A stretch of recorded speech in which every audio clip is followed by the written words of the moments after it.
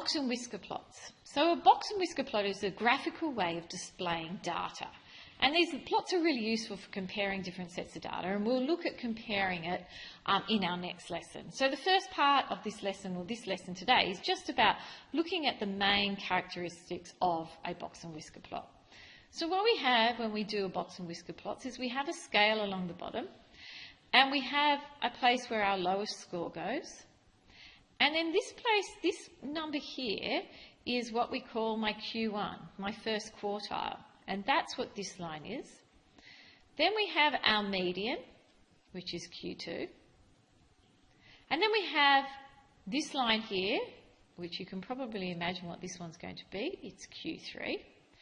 And then we have the highest score.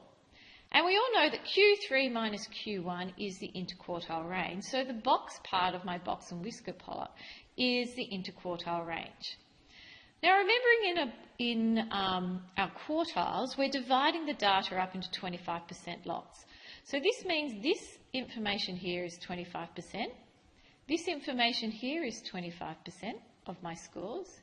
25% of my scores lie in this area, and this is 25%. And that's going to come in handy a little bit later. So let's have a look at some of the questions.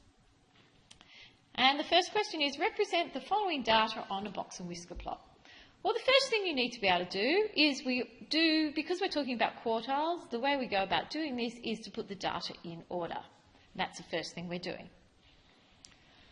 So here's my data in order, and now we're going to do what we call a 5-number summary. And a 5-number summary is we're going to do exactly what we've done before. We're going to we'll divide our data up into the quartiles. So if we work our way in, number 9 is my Q2.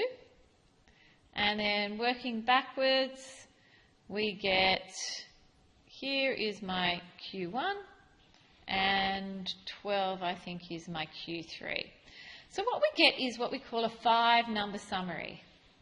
5-number summary. I don't know why that's there. Summary. And a 5-number summary is where we put the lowest score first. So the lowest is 3. We put the highest score, which is 16. And then we list out my quartiles. Q1 is 5, Q2 is 9, and Q3 is 12. Now, once we've listed my 5-number summary, it's just a case now of drawing up a box and whisker plot. And you guys are going to do a better job of this than me because you're going to use a ruler and work out a proper scale. So if I used a ruler, I'm drawing my straight line, and I'm going to be doing the points. So 0 up to 16. So maybe 0, 2, 4, 6, 8, 10, 12, 14, 16.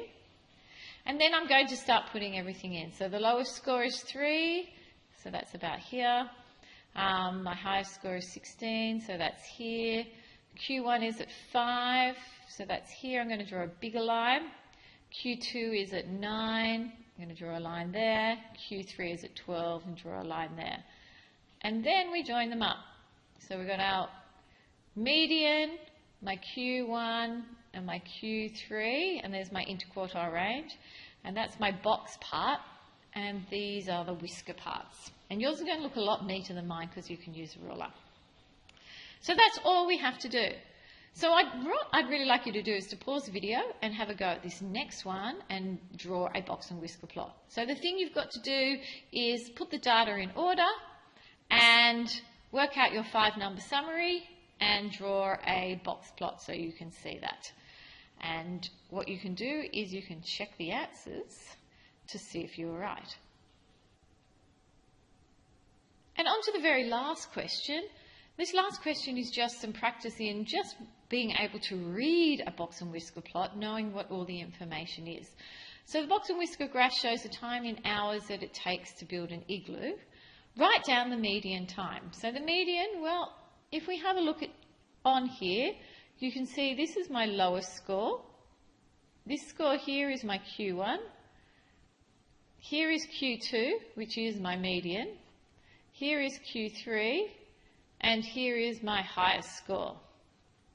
So if I look here, what is the median time? So it's 5.0 It looks like about 5.2. So we can just say the median is 5.2 hours. Part B says the interquartile range. So the interquartile range, we know that is Q3 minus Q1.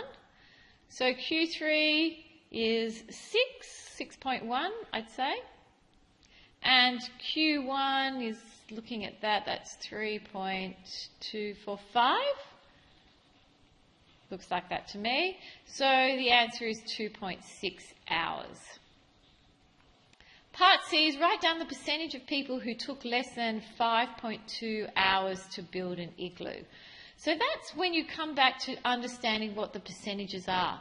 So each little part here, there, here, here, and here, they're all 25%. So 5.2 is here, so that's at Q2. So this is 25% here, and this is 25% here. So that's obviously 50%. And X percentage of the people took more than 6.1 hours to build an igloo. Write down the value of X. So here's 6.1. We're looking at this value here. We know that is worth 25%, so X is 25. And that's all we have to do. I hope you found that easy. I'm sure you have. Have a go at doing the exercise that goes with that, and I'll see you in class soon.